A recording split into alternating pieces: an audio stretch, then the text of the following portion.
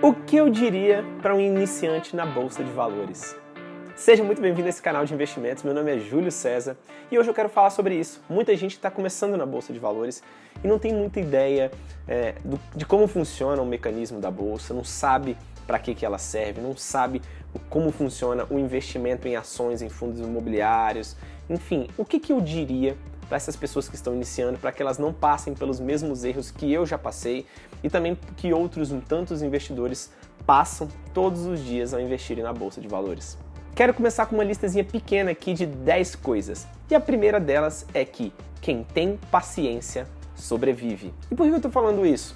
É porque eu vejo que muitas pessoas não conseguem compreender que na Bolsa de Valores, se você tiver paciência, você está meio caminho andado de conseguir sobreviver, de conseguir ter resultados. E quando eu falo sobreviver, pode parecer, poxa Júlio, mas só sobreviver? Eu vou entrar na Bolsa só para sobreviver?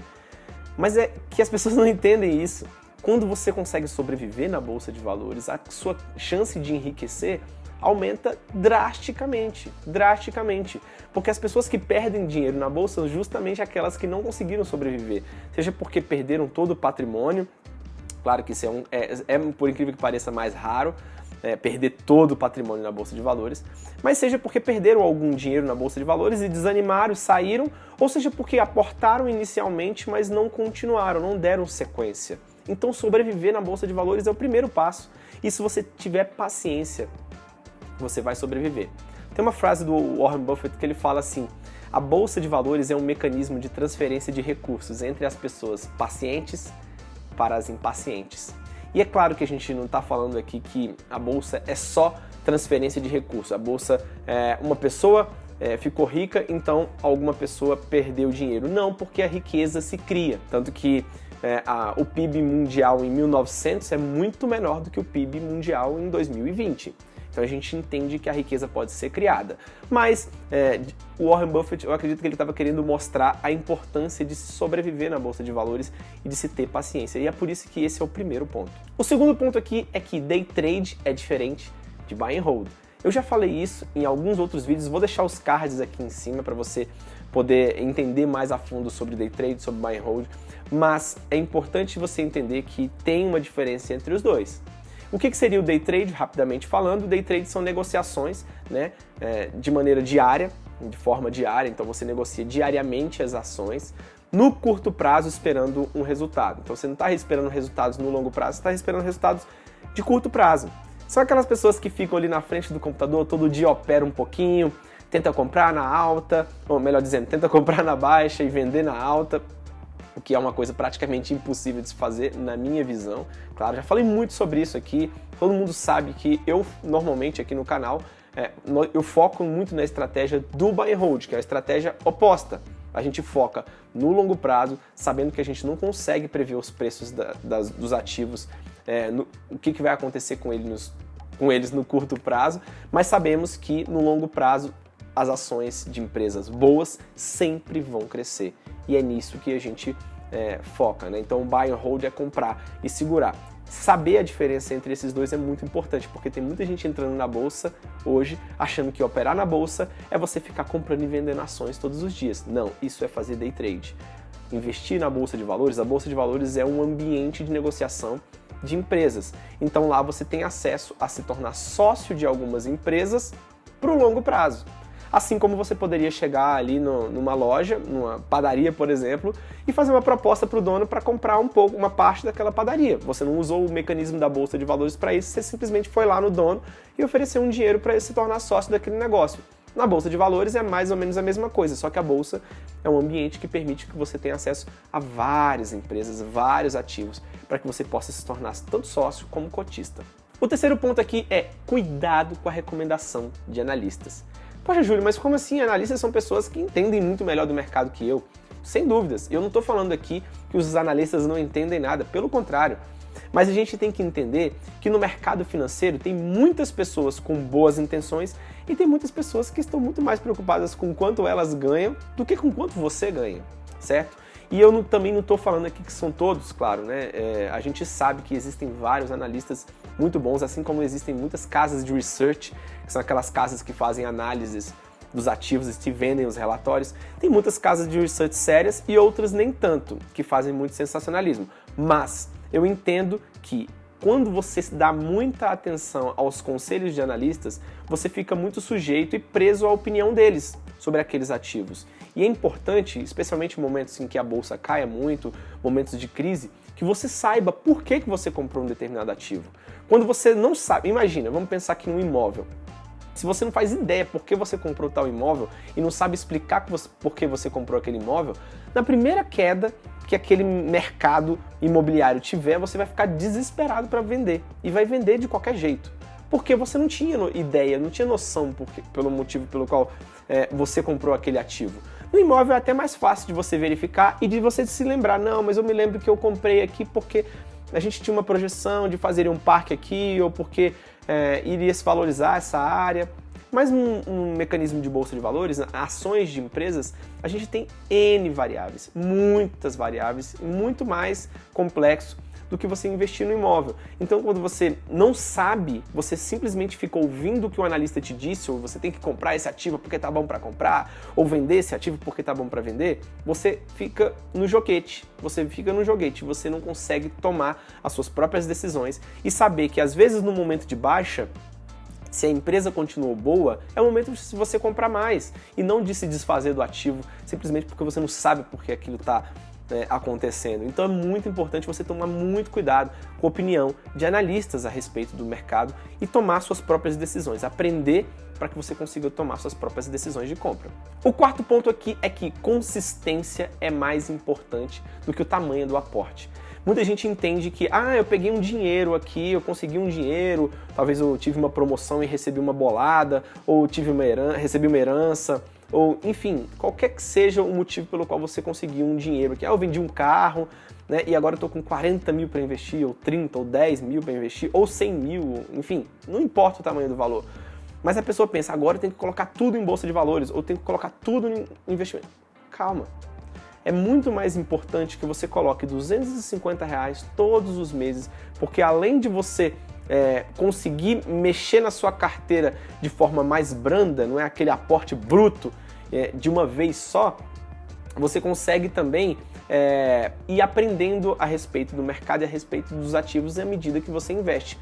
Hoje você é um investidor e daqui a 10 anos você vai ser um investidor muito melhor do que você era hoje.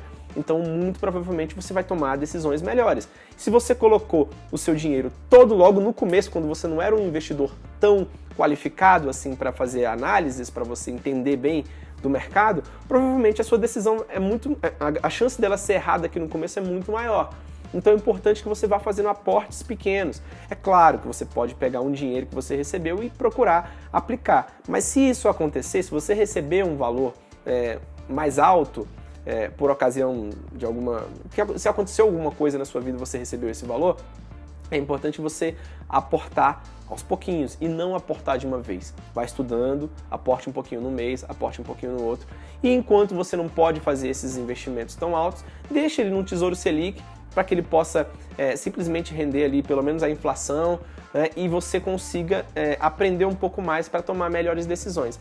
Essa é uma recomendação que eu acho que vale muito. E a consistência, você nunca parar de colocar, é muito mais importante do que você colocar um aporte muito grande. Tem vários estudos que mostram isso, que quem faz aportes bem pequenos ao longo do tempo e nunca para de fazer esses aportes, no final das contas tem um patrimônio muito maior, enriquece. E às vezes pessoas que só colocam 40 mil a cada 2 anos, não vai ter muito resultado na bolsa com isso. Então esse é o quarto ponto.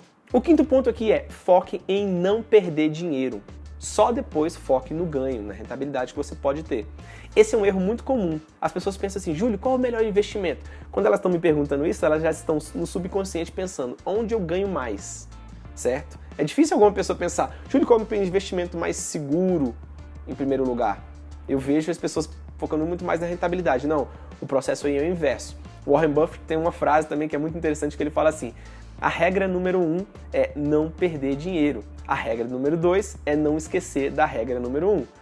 Porque ele já entendia que, como a gente já falou antes, né, a importância de você sobreviver. E não perder dinheiro te ajuda muito a sobreviver no mercado.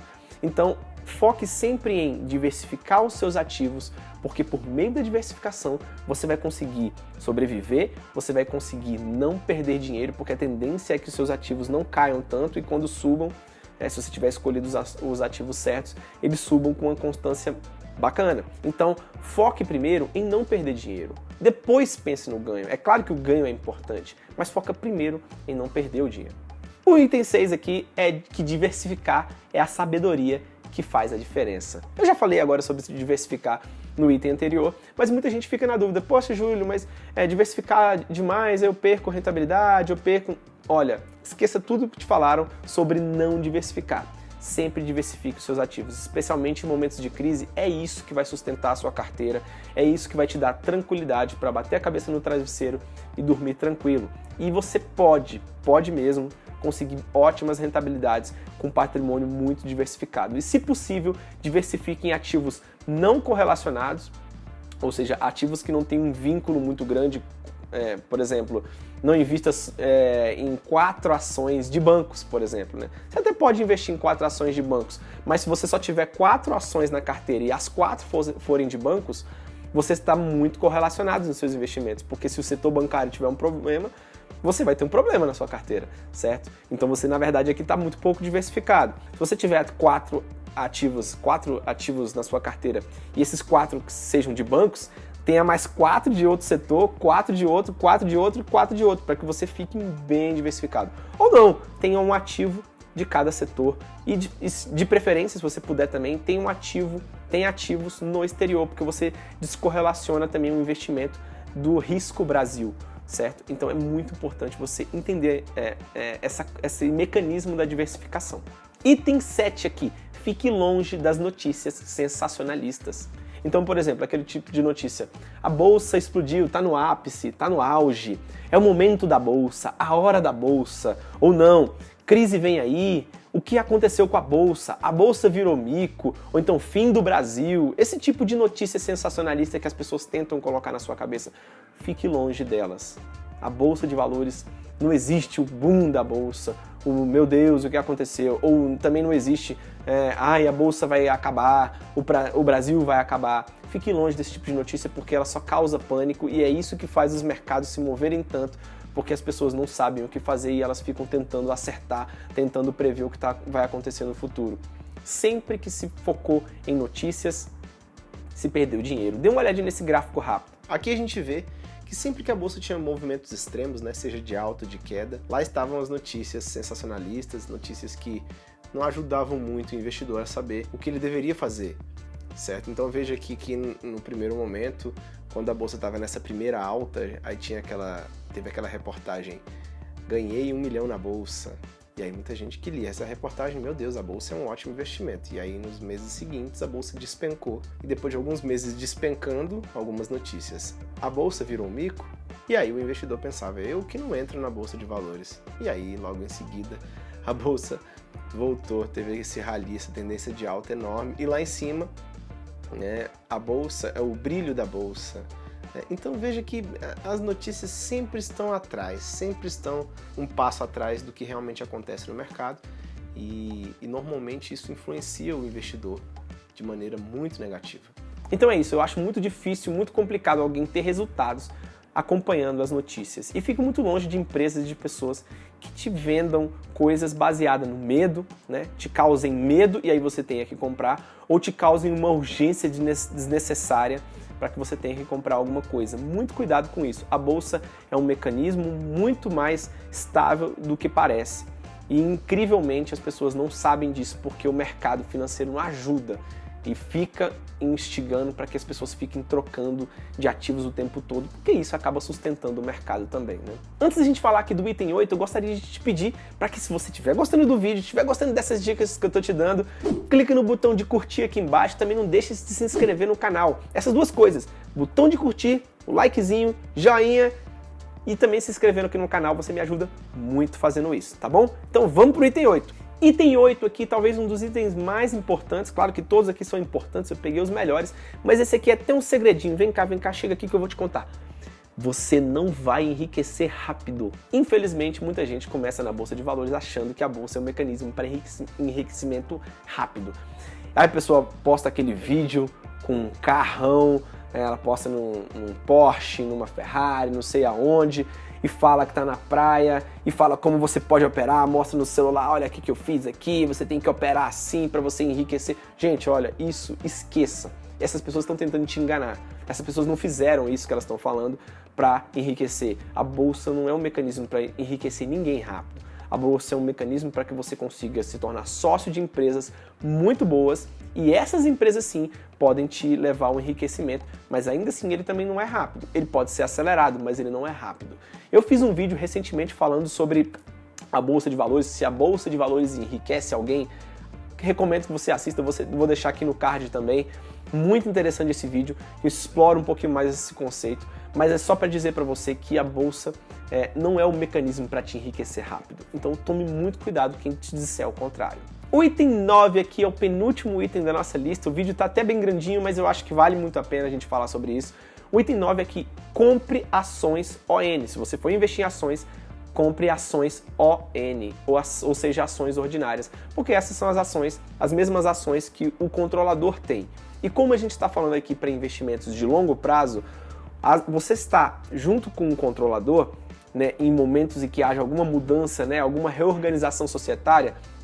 Por exemplo, a empresa juntou várias ações em units, né, e fez ali um combinado para ofertar no mercado para isso. Muitas pessoas perdem dinheiro nesse processo. Ou não, a empresa foi comprada por outra empresa e aí você quer receber o mesmo, né, que o controlador recebeu na venda dessa empresa. E às vezes você não está com ações ON e isso não é possível. Então, esteja sempre com o controlador. Tem vários vídeos que a gente pode explorar um pouco mais sobre isso. Eu coloquei aqui também, já vou deixar um outro vídeo. Tem muito vídeo aqui no card, hein, pessoal?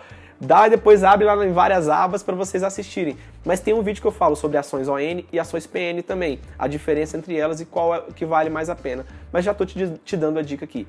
Sócio de ações para longo prazo, compre ações ON. E o item 10, comece o quanto antes. Isso aqui está muito relacionado ao princípio de Pareto, que eu quero mostrar rapidamente aqui no gráfico. Então, o princípio de Pareto é aquele princípio que diz que, para muitos fenômenos, cerca de 80% dos resultados provém de 20% das causas. Então, a gente pode, por exemplo, pensar que cerca de 20% de todos os vendedores de uma empresa, eles ganham 80% das comissões.